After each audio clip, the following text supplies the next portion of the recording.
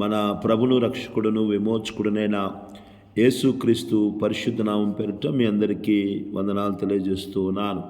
ఈ ఉదయకాల సమయంలో దేవుడు మిమ్ములను మీ కుటుంబాలను బహుగా ఆశీర్వదించునుగాక.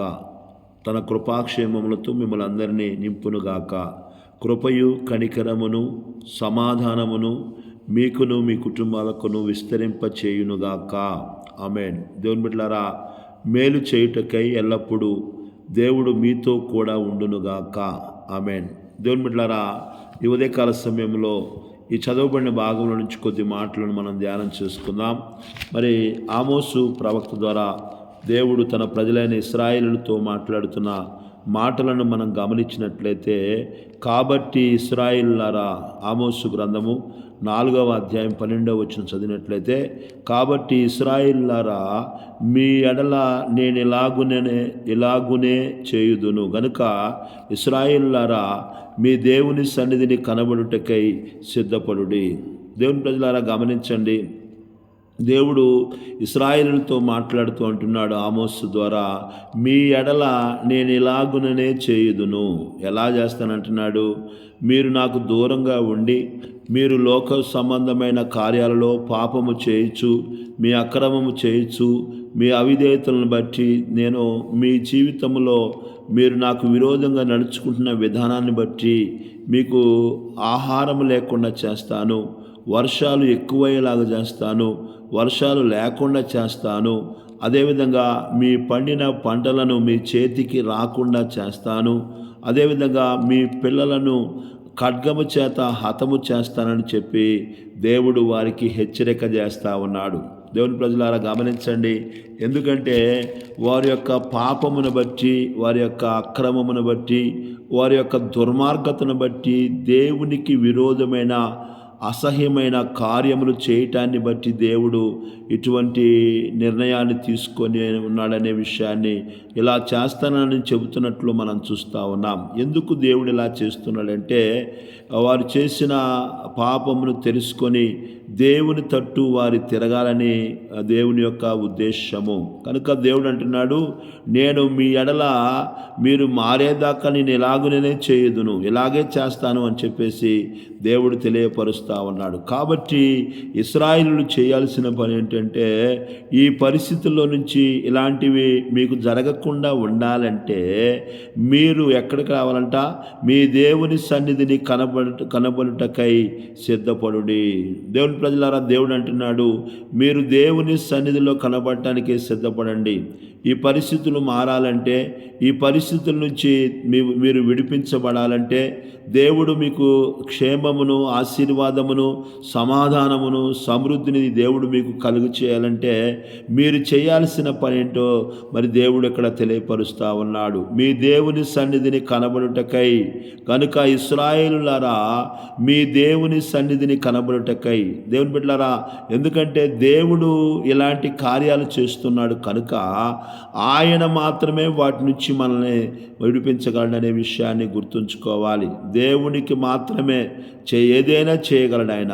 ఆయన సమస్తమును చేయగలిగిన దేవుడు ఆయన. చూడండి, దేవుడు అంటున్నాడు, మీరు ఈ పరిస్థితుల్లో నుంచి విడిపించబడాలంటే, ఈ పరిస్థితుల్లో నుంచి దేవుడు మిమ్మల్ని విడిపించాలంటే మీరు చేయాల్సిన పని ఏంటో కూడా ఆమోసు ప్రవక్త ఇక్కడ తెలియజేస్తూ ఉన్నాడు. మీరు మీ దేవుని సన్నిధిని కనబడుటకై సిద్ధపడండి. అంటే వాళ్ళు ఏంటి?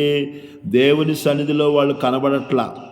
ఈనాడు దేవుని బిడ్డలారా, దేవుని బిడ్డలుగా అనేకులు మేము చెప్పుకుంటున్నారు, అనేకులు మేము మారు మనసు పొందామండి, మేము బాప్తిసం తీసుకున్నాము, మేము ఆయన బిడ్డలుగా మార్చబడ్డాము అని చెప్పుకుంటున్నారు. కానీ ఎక్కడ కనబడుతున్నారంటే దేవుని సన్నిధిలో కనబడట్లేదండి.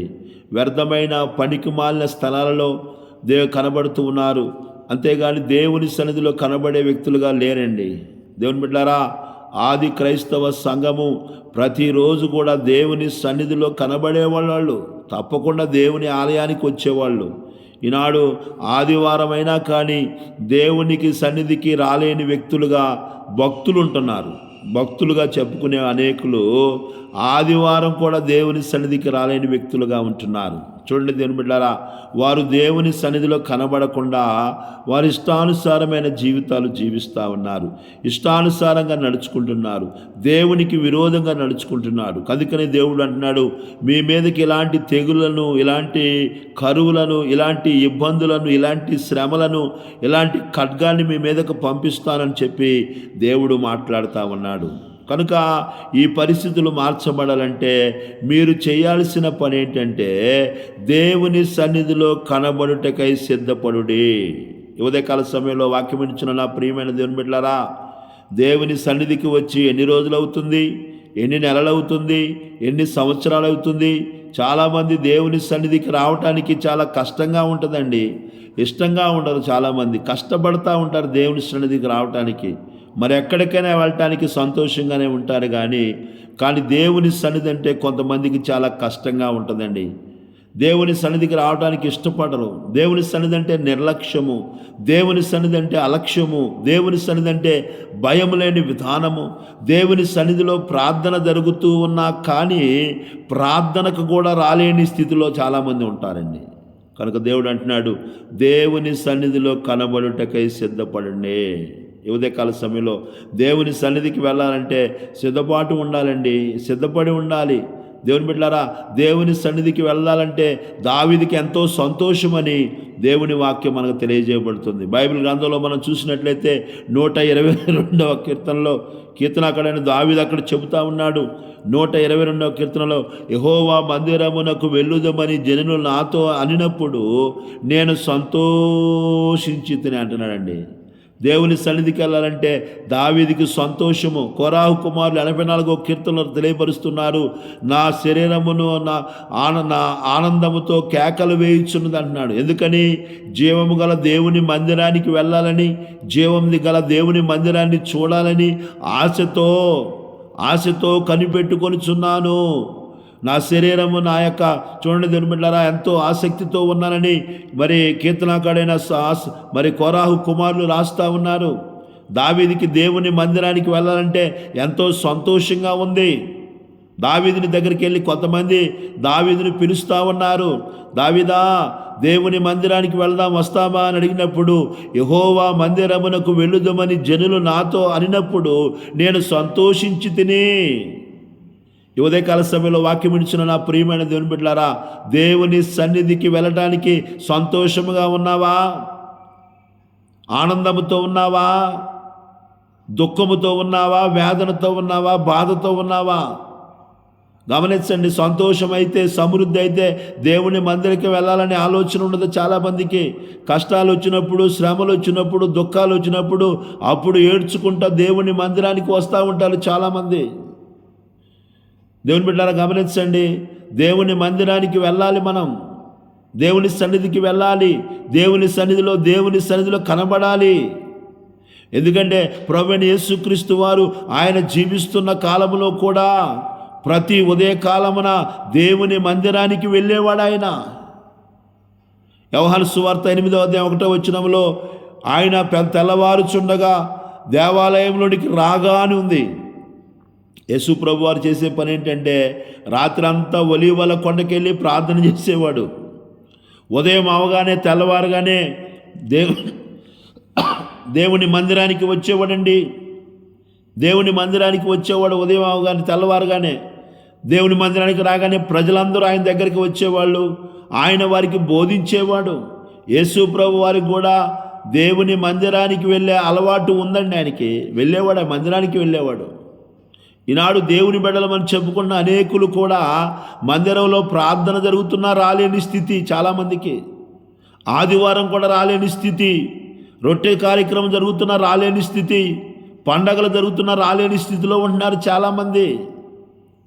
ఇంతకుముందు పండగలు జరుగుతున్నట్టు కనీసం వెళ్ళి దేవుని మందిరంలో దండం పెట్టుకుందాం, దేవుని సన్నిధిలో కూర్చుందామనే ఆలోచన ఉండేది. నేటి కాలంలో ఆ ఆలోచన కూడా పోయిందండి. పండగ లేదు, ఏమీ లేదండి చాలామందికి. పండగ అంటే సిద్ధపడి తయారయ్యి మరి మందిరానికి వచ్చి మందిరంలో కూర్చొని పండగ పూట దేవుణ్ణి ఆరాధించే వ్యక్తులుగా ఉండేవాళ్ళు. ఇప్పుడు అది కూడా పోయిందండి, అది కూడా లేదు. మందిరం అంటే అసహ్యంగా ఉంటున్నారు. మందిరం అంటే నిర్లక్ష్యంగా ఉంటున్నారు. దేవుని బిడ్డలారా, మందిరం అంటే లెక్కలేనితనంగా ఉంటున్నారు. దేవుని సన్నిధి అంటే ఈ ఉదయకాల సమయంలో వాక్యం ఇచ్చిన నా ప్రియమైన దేవుని బిడ్డలారా, దేవుని సన్నిధికి మనం రావాలి. దేవుని సన్నిధిలో కనబడటానికి సిద్ధపడండి అంటున్నాడు ఆమోసు. ఎక్కడికి వెళ్ళటానికి సిద్ధపడుతున్నావు? ఏం చేయడానికి సిద్ధపడుతున్నావు? ఒకసారి ఈ ఉదయకాల సమయంలో మనల్ని మనం పరిశీలన చేసుకోవాలి. దేవుని సన్నిధి తప్ప మరి ఇంకా ఎక్కడికి వెళ్ళాలని మనకు ఒక సిద్ధపాటు ఉంటుందండి. బట్టలు ఉతకడానికి ఒక సిద్ధపాటు ఉంటుంది, ఊరికి వెళ్ళడానికి ఒక సిద్ధపాటు ఉంటుంది, పనికి వెళ్ళటానికి ఒక సిద్ధపాటు ఉంటుంది, పిల్లలు స్కూల్కి వెళ్ళటానికి ఒక సిద్ధపాటు ఉంటుంది. దేవుని బిడ్డలారా, ప్రతి దానికి ఒక సిద్ధపాటు ఉంది. కానీ నేటి కాలంలో దేవుని బిడ్డలకు సిద్ధపాటు లేనిది ఏంటంటే దేవుని మందిరానికి వెళ్ళటానికి సిద్ధపాటు లేదండి. ఏదో వెళ్తున్నాము, అడవుడికి వెళ్తున్నామనే ఆలోచనే కానీ ఒక సిద్ధపాటు కలిగి సిద్ధపడి దేవుని సన్నిధికి వస్తున్నావా? ఈ ఉదయకాల సమయంలో గమనించాలి దేవుని బిడ్డలారా. నీ పనుల కోసం సిద్ధపడుతున్నావేమో, నీ కార్యాల కోసం సిద్ధపడుతున్నావేమో, ఈ లోక సంబంధమైన వాటి విషయంలో సిద్ధపడి మంచి సిద్ధపాటు కలిగి వెళుతున్నావేమో. నిన్ను ఆశీర్వదించే స్థలము, నీకు మేలు చేసే స్థలము, నీ జీవితంలో అద్భుతాలు చేసే స్థలము, నీ స్థితిగతులు మార్చే స్థలము, ఈ లోకంలో నీకు క్షేమాన్ని ఇచ్చే స్థలము, సంతోషాన్ని ఇచ్చే స్థలము, ఆశీర్వాదాన్ని ఇచ్చే స్థలము, సమృద్ధినిచ్చే స్థలము ఏదైనా ఉందంటే అది దేవుని మందిరమేనండి. దేవుని మందిరమే. అందుకే దావీదుకి జనాలు వచ్చి దేవుని మందిరానికి వెళ్దాం రా దావీదా అని పిలవగానే సంతోషం వేసింది. ఈరోజు చాలామందికి బాధ వేస్తూ ఉంది. మందిరానికి పోదాం దా అని పిలిస్తే బాధ, కష్టం, వేదన, దుఃఖము చాలామందికి. ఉదయకాల సమయంలో దేవుని బిడ్డలారా, ప్రభుని వెంబడిస్తున్న మన జీవితాలలో దేవుని మందిరానికి వెళ్ళాలనే ఆలోచన ఉందా? దేవుని మందిరానికి మందిరం వెళ్ళుటకి, దేవుని సన్నిధిలో కనబడటకే సిద్ధపడాలనే ఒక ఆలోచన నీ జీవితంలో ఉందా? పరిశీలన చేసుకోవాలి, పరీక్షించుకోవాలి. దేవుని ప్రజలారా, ఈ ఉదయకాల సమయంలో అనేకమైన విషయాలు ఉన్నాయి, చెప్పడానికి సమయం లేదు. జీవము గల దేవుని మందిరములో, ఎందుకంటే దేవుని మందిరం అనేది దేవుని ఇల్లు. దేవుని ఇంట్లో ఆయన ఉంటాడండి. యెహోవా తన పరిశుద్ధ ఆలయంలో ఉన్నాడని కీర్తనకారుడైన దావీదు చెబుతున్నాడు. దేవుడు తన పరిశుద్ధ ఆలయంలో ఉన్నాడు కనుక ఆయన దగ్గరికి వెళ్ళటానికి దావీదు ఇష్టపడుతున్నాడు, సిద్ధపడుతున్నాడు. కానీ మరి మన పరిస్థితి ఏంటి? కనీసం మందిరంలో ప్రార్థన జరుగుతుంటే కనబడదామనే ఆలోచన ఉందా? పునరుద్ధాన దినమైన దేవుని సన్నిధిలో కనబడాలనే ఆలోచన ఉందా? రొట్టె ప్రభు సంస్కరణ దిన ఆ సమయంలోనైనా దేవుని సన్నిధిలో పాల్గొని ఆ రొట్టెలో పాల్గొవాలని ఆలోచన ఉందా? పండగల టైం అయినా, పండగలు వస్తున్నప్పుడైనా కనీసం ఈ పండగకైనా దేవుని సన్నిధికి వెళ్ళాలి, దేవుని స్తుతించాలి, దేవుణ్ణి ఆరాధించాలి, దేవుణ్ణి మొక్కాలి అనే ఆలోచన ఉందా? వాక్యం చెబుతుంది, యాకోబు భక్తుడు అన్నాడు, దేవుని వద్దకు రండి, అప్పుడు ఆయన మీ వద్దకు వచ్చును. నా ప్రియమైన దేవుని బిడ్డలారా, దేవుడు మా దగ్గరకు రావాలి, మా ఇంటికి రావాలి, మాతో రావాలి, మా సమస్యలు తీసివేయాలి, మా బాధలు తీసివేయాలి, మా కష్టాలు తీసివేయాలి, మా కన్నీటిని తీసివేయాలి, మా వేదనలు అనేకమైన పరిస్థితుల నుంచి మమ్మల్ని విడిపించాలని నువ్వు అనుకుంటున్నావు. మంచిదే, యేసయ్య నీతో రావడానికి సిద్ధమే. కానీ నీవు ఆయన దగ్గర రావడానికి సిద్ధపడుతున్నావా? నువ్వు సిద్ధంగా ఉన్నావా? ఈ ఉదయకాల సమయంలో వాక్యం వినిచిన నా ప్రియమైన దేవుని బిడ్డలారా, ఈ పునరుద్ధాన దినాన దేవుడు మనతో మాట్లాడుతూ ఉన్నాడు. దేవుని సన్నిధిలో కనబడటానికి నువ్వు సిద్ధపడుతున్నావా? ఎక్కడెక్కడికో పనికి మాలిన స్థలాలకు వెళ్ళటానికి ఒక మంచి సిద్ధపాటు కలిగి ఉంటున్నావే? ఈ లోకాన్ని సృష్టించిన దేవాతి దేవుడు, సర్వమును జరిగిస్తున్న దేవుడు, సర్వమును పాలిస్తున్న దేవుడు, సర్వ సృష్టికర్త, సర్వశక్తిమంతుడైన దేవుణ్ణి సన్నిధికి రావటానికి ఒక సిద్ధపాటు నీ జీవితంలో ఉంటుందా? కనుక దేవుని బిడ్డలారా, సిద్ధపడి ప్రభు సన్నిధికి రావాలని దేవుని వాక్యము ఆమోసు చెబుతా ఉన్నాడు. ఈ పరిస్థితులన్నీ మారాలంటే, ఈ పరిస్థితులన్నింటిలోంచి దేవుడు మిమ్మల్ని విడిపించాలంటే మీరు దేవుని సన్నిధిలో కనబడటకై సిద్ధపడండి. నువ్వు ఆయన సన్నిధికి కనబడటానికి సిద్ధపడి నువ్వు వచ్చినట్లయితే నిశ్చయముగా దేవుడు నీ జీవితంలో ఉన్న ప్రతి పరిస్థితిని మార్చి నీ జీవితంలో గొప్ప ఆశీర్వాదాలతో నింపుతాడు. అటువంటి కృపను ధన్యతను ప్రభు ప్రతి బిడ్డకు దయచేయునుగాక. దేవుడి కొద్ది మాటలు దీవించునుగాక. ఆమేన్.